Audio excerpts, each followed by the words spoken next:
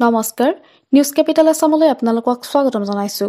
ৰিয়ান পৰাগ এজন 18 বছৰীয়া সুঠাম যুৱক, যাক লৈ অসমবাসীয়ে দেখিছে এক নতুন স্বপ্ন। 2017 চনৰ আন্তঃৰাজ্যিক টুৰ্ণামেণ্টৰ জৰিয়তে কেৰিয়াৰ আৰম্ভ কৰা ৰিয়ান পৰাগ অসমৰ তৰুণ নক্ষত্ৰ। প্ৰাক্তন ৰঞ্জী খেলুৱৈ পৰাগ দাস আৰু সাঁতোৰবিদ মিঠু বৰুৱাৰ সুযোগ্য সন্তান Riyan Parag. Right hand batting আৰু অফ স্পিন বলিঙেৰে 19 বছৰ অনথত বিশ্বকাপত ভাৰতক চেম্পিয়ন বনোৱাত গুৰুত্বপূৰ্ণ ভূমিকা লৈছিল ৰিয়ান পৰাগে। টিম ইণ্ডিয়াৰ অভিজ্ঞ বেটছমেন ৰৰিন উথাপ্পাই আগন্তুক ধনী হিচাপে অভিহিত কৰিছে ৰিয়ান পৰাগক। এয়া অসমবাসীৰ বাবে এক গৌৰৱৰ বিষয়, কিয়নো ৰাষ্ট্ৰীয় প্ৰেক্ষাপটত অসমক জিলিকাই তুলিবলৈ সক্ষম হৈছে ৰিয়ান পৰাগে।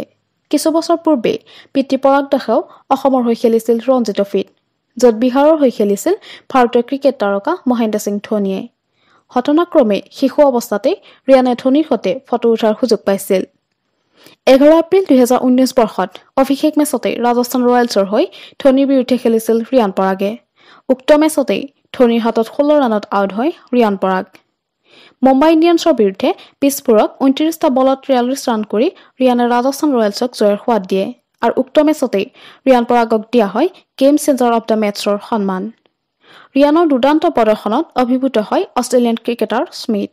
অত্যন্ত টেলেণ্টেড প্লেয়াৰ বুলি ৰিয়ানক মন্তব্য কৰে স্মিথে, আৰু বহু অভিজ্ঞতা সম্পন্ন ক্ৰিকেটাৰেও ৰিয়ানৰ পৰা শিকিবলগীয়া আছে বুলি মন্তব্য প্ৰকাশ কৰে স্মিথে। উল্লেখযোগ্য যে অষ্ট্ৰেলিয়াৰ ক্ৰিকেটৰ স্মিথ হ'ল ৰিয়ানৰ প্ৰিয় খেলুৱৈ।